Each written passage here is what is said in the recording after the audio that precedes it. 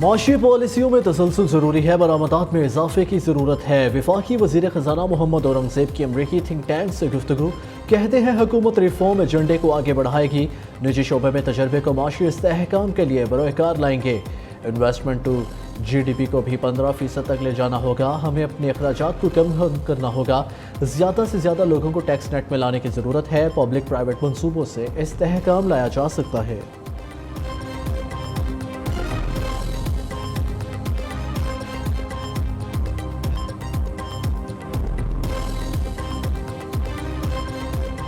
مہنگائی کی جلتی آگ پر حکومت نے ایک بار پھر پیٹرول چھڑک دیا۔ پیٹرول کی قیمت میں 4 روپے 53 پیسے فی لیٹر اضافہ، نئی قیمت 293 روپے 94 پیسے مقرر۔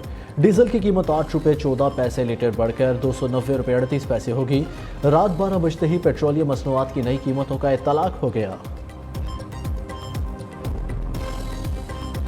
حکومت کو چاہیے کہ تھوڑا سا ریلیف دے دیں، بہت زیادہ مہنگا ہو گیا یہ پیٹرول، جہاں پہ وہ 250 ہونا چاہیے 200 ہونا چاہیے، یہ بڑھا کے 300 تک پہنچائی جا رہے ہیں۔ حکومت کو ریلیف دینا چاہیے، پہلے ہی عوام اتنی مہنگائی میں پیسی ہوئی ہے، اتنا کچھ ہو رہا ہے عوام کے ساتھ، اس پہ ان کو ریلیف دینا چاہیے تھا۔ نئی حکومت آئی تھی، ان کو مزید ریلیف دینے کی بجائے انہوں نے عوام پہ بم سے بم گراتے جا رہے ہیں۔ ہم تو بولتے ہیں کمی بیشی تھوڑا کر دیں، ابھی نہیں کر رہے ہیں تو پھر کیا کریں، ہم بھی غریب تھی میں، مہنگائی یہ اتنا بیکیا چلا رہے ہیں۔ 80 لوگ ایسے ہی ہیں، مہنگا کرتے رہتے ہیں، عوام کا خیال نہیں۔ خیبر پختونخوا میں طوفانی بارشوں نے تباہی مچا دی، 4 روز کے دوران مختلف حادثات میں 21 افراد جاں بحق، 32 زخمی ہو گئے۔ پی ڈی ایم اے نے رپورٹ جاری کر دی، دریائے سوات بپھر گیا، 4 سدہ میں دریا کنارے متعدد مکان بہہ گئے۔ اپر دیر اور لوئر چترال میں برف باری، موسم پھر سرد ہو گیا۔ بلوچستان میں بارشوں کے باعث ٹرین ایمرجنسی نافذ، متاثرہ علاقوں میں تعلیمی ادارے 2 روز کے لیے بند۔ لاہور سمیت پنجاب کے مختلف شہروں میں آج رات بارش کا امکان، مغربی ہواؤں کا دوسرا سلسلہ کل سے کراچی میں داخل ہوگا۔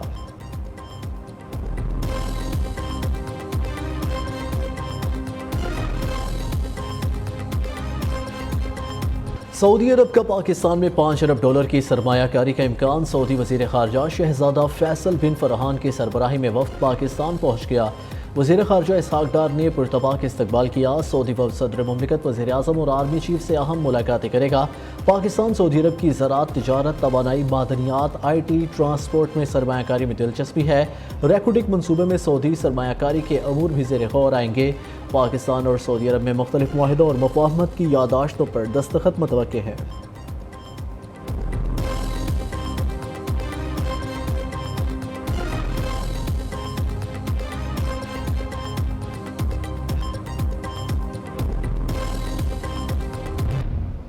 اس سے پہلے بھی جو 2-4 واقعات ہوئے ہیں اس میں انڈین ڈائریکٹلی انوالو تھا پاکستان کے اندر کلنگز میں۔ پولیس انویسٹیگیٹ کر رہی ہے، لیکن ابھی تک ان کا شک وہی ہے جو آپ کہہ رہے ہیں، لیکن جب تک انویسٹیگیشن مکمل نہ ہو جائے کہنا بہتر نہیں ہے، لیکن اسی طرح کا پیٹرن۔ عامر تانبا حملے میں بھارت ملوث ہو سکتا ہے۔ بھارت پاکستان میں براہ راست قتل میں ملوث رہا ہے، ان کا یہی طریقہ واردات ہے۔ عامر تانبا کے قتل میں بھی شواہد اسی قسم کے ہیں۔ وفاقی وزیر داخلہ محسن نقوی کی پریس کانفرنس، کہتے ہیں عامر تانبا سے پہلے بھی قتل کے 4 مختلف واقعات میں بھارت ملوث تھا، اس واقعے میں بھی بھارت ہی کے ملوث ہونے کا شبہ ہے۔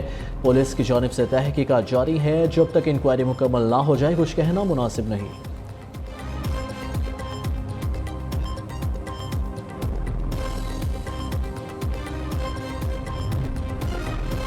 مودی سرکار سرحد پار دہشت گردی سے باز نہ آئی، پاکستانی شہری عامر تانبا کو مبینہ طور پر جاسوسوں کے ذریعے لاہور میں قتل کرا دیا۔ امریکہ، کینیڈا اور دیگر ممالک بھارتی حکومت پر دہشت گردی کے الزامات لگا چکے۔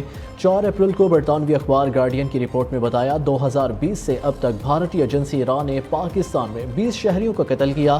بھارتی وزیر دفاع راجناتھ سنگھ نے 6 اپریل کو پاکستان میں شہریوں کے قتل کرنے کا اعتراف کیا۔ راجناتھ سنگھ نے پاکستان میں گھس کر مزید شہریوں کو قتل کرنے کی دھمکی بھی دی تھی۔ کچھ روز بعد ہی عامر تانبا کا قتل بھارتی ہاتھ ملوث ہونے کو ثابت کرتا ہے۔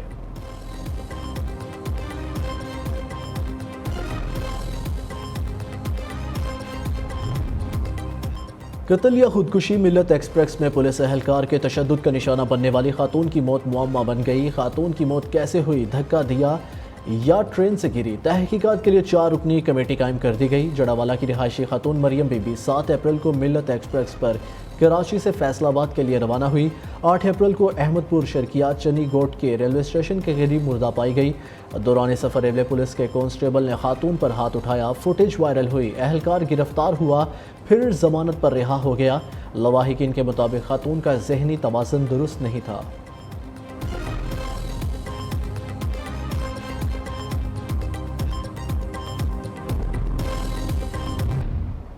آپ جتنی مرضی بجلی پیدا کر لیں اور اگر آپ کی ٹرانسمیشن ایفیشینٹ نہیں ہے، وہاں پر لیکوناز ہیں، وہاں پر کمزوریاں ہیں، تو I think all your investment is going down the drain.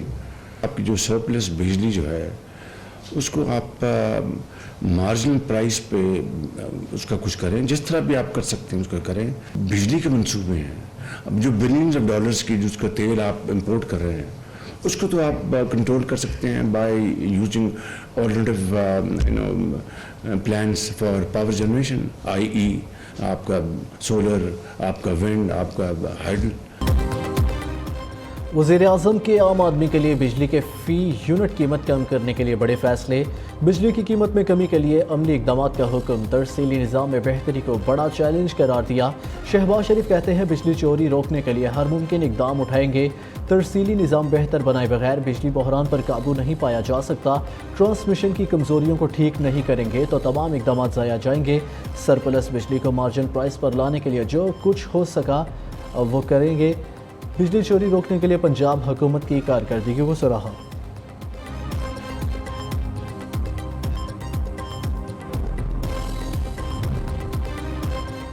LESCO میں 83 کروڑ یونٹ اوور بلنگ ہوئے۔ 300 یونٹ والے عام صارفین کو بھی زائد یونٹ ڈالے گئے۔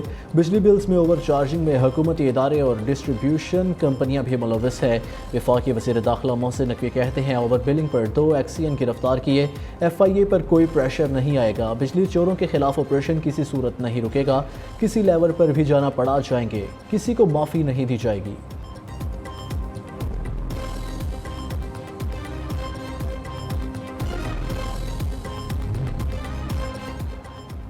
نان بائی ایسوسی ایشن کی ہٹ دھرمی برقرار۔ حکومتی فیصلہ ماننے سے انکار۔ پنجاب حکومت کا روٹی اور نان کی قیمتوں میں کمی کا نوٹیفیکیشن مسترد کر دیا۔ روٹی کی قیمت کم کرنے کے نوٹیفیکیشن کے خلاف ویڈیو بیان کیوں جاری کیا؟ راولپنڈی پولیس نے صدر آل پاکستان نان روٹی ایسوسی ایشن شفیق قریشی کے خلاف مقدمہ درج کر لیا۔ روٹی اور نان سرکاری قیمت پر فروخت کرانے کے لیے انتظامات ان ایکشن۔ احکامات کی خلاف ورزی پر درجنوں تندور مالکان پر جرمانے آئے۔ نان بائی ایسوسی ایشن سن لے، روٹی اور نان سستا کرنا پڑے گا۔ روٹی 4، نان 10 روپے سستا کرنے کے حکم پر سختی سے عمل درآمد کرایا جائے گا۔ وزیر اطلاعات پنجاب عظمیٰ بخاری کا 2 ٹوک اعلان۔ کہتی ہیں 20 کلو آٹے کے تھیلے پر 500 روپے کمی ہوئی ہے۔ یہ نہیں ہو سکتا، حکومت حکم دے تو اسے ہوا میں اڑا دیا جائے۔ روٹی اور نان کی قیمت مزید کم ہوگی۔ پی ٹی آئی اور اس کے قیادت کا کام صرف پروپیگنڈا کرنا ہے، ان کا پاکستان سے کوئی لینا دینا نہیں۔ خیبر پختونخوا حکومت کے روٹی کی قیمت میں 5 روپے کمی کا اعلان۔ 100 گرام روٹی 15، 200 گرام روٹی کی قیمت 30 روپے ہوگی۔ وزیر اعلیٰ علی امین گنڈاپور نے متعلقہ حکام سے مشاورت کے بعد روٹی کی قیمت میں کمی کا اعلان کیا۔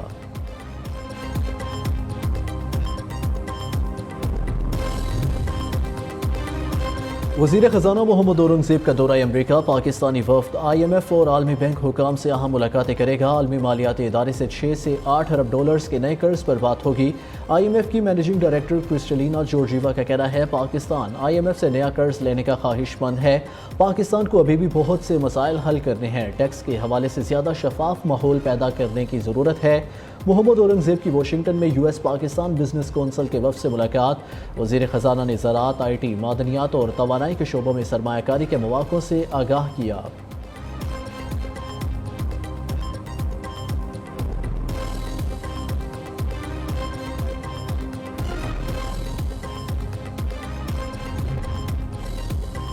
Tehreek Insaf are T S کی پیداوار ہے۔ قومی اسمبلی کے فلور پر ڈرامہ کرنا پی ٹی آئی کا وتیرہ رہا ہے۔ بیرسٹر گوہر کے بیان پر سندھ کے سینئر وزیر شرجیل انعام میمن کا رد عمل۔ کہتے ہیں رواں الیکشن میں دیہی سندھ کے 40% حلقوں میں پی ٹی آئی کو امیدوار ہی نہیں ملے۔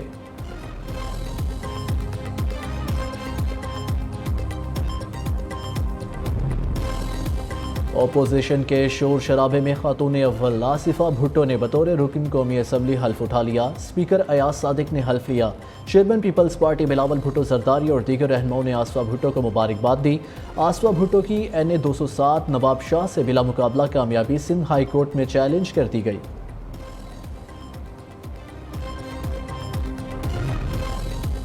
کراچی میں اسٹریٹ کرائمز پر حکومت اور اپوزیشن آمنے سامنے۔ MQM کا سندھ اور قومی اسمبلی میں آواز اٹھانے کا اعلان۔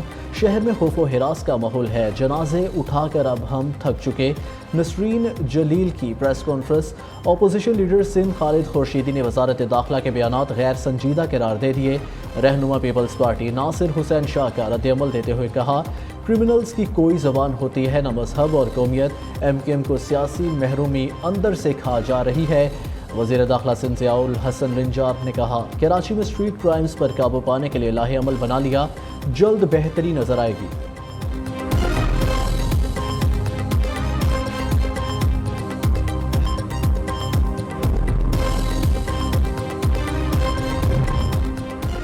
کراچی کے علاقے گلشن ممار میں چاند رات کو ڈاکوؤں کی فائرنگ سے زخمی ہونے والا شخص دم توڑ گیا۔ رواں برس ڈکیتی مزاحمت پر قتل ہونے والے شہریوں کی تعداد 61 ہو گئی۔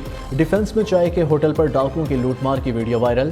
احسان آباد میں نالے سے ایک خاتون کی لاش برآمد۔ سلطان آباد میں کرنٹ لگنے سے ایک بچی جاں بحق ہو گئی۔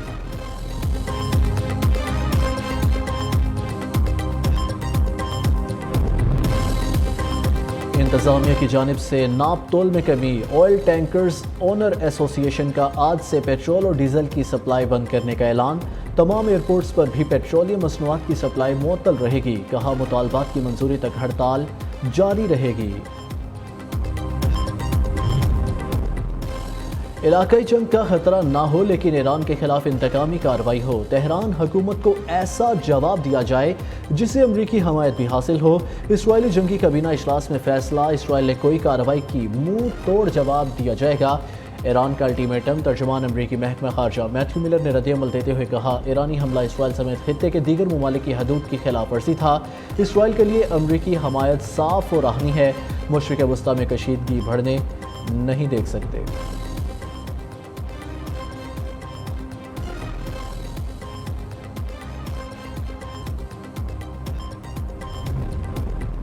ایران نے ریڈ لائن عبور کر لی، ہو سکتا ہے اسرائیل کسی خاص ایرانی نمائندے کو ہدف بنائے۔ سابق سفیر حسین حقانی کا دعویٰ۔ نیوز کے پروگرام میں گفتگو کرتے ہوئے کہا، امریکی صدر جو بائیڈن کا موقف ڈونلڈ ٹرمپ سے الگ ہے۔ تمام ممالک چاہتے ہیں اسرائیل اور فلسطین دو الگ الگ ریاستیں بنے۔ رہنما حماس اسماعیل ہانیہ کی زخمی پوتی شہید۔ ملاک ہانیہ عید کے روز غزہ میں اسرائیلی بمباری میں زخمی ہوئی تھی۔ اس حملے میں اسماعیل ہانیہ کے 3 بیٹے اور پوتے بھی شہید ہوئے تھے۔ اسرائیلی فورسز کی غزہ میں بمباری جاری، مزید 68 فلسطینی شہید۔ نصیرات پناہ گزین کیمپ پر حملے میں 5 افراد جان سے گئے۔ 7 اکتوبر سے اب تک مجموعی شہداء کی تعداد 33,797 ہو گئی۔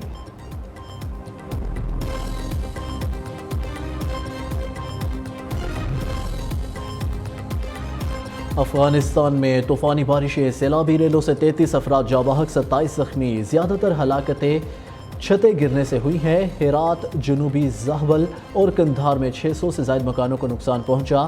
2000 ایکڑ رقبہ زیر آب، 200 سے زائد مویشی سیلابی ریلے میں بہہ گئے۔ عمان میں شدید بارشوں کے بعد سیلاب نے تباہی مچا دی۔ مختلف حادثات میں جاں بحق افراد کی تعداد 13 ہو گئی۔ انڈونیشیا میں موسلادھار بارشوں کے بعد لینڈ سلائیڈنگ، 19 افراد لقمہ اجل بن گئے۔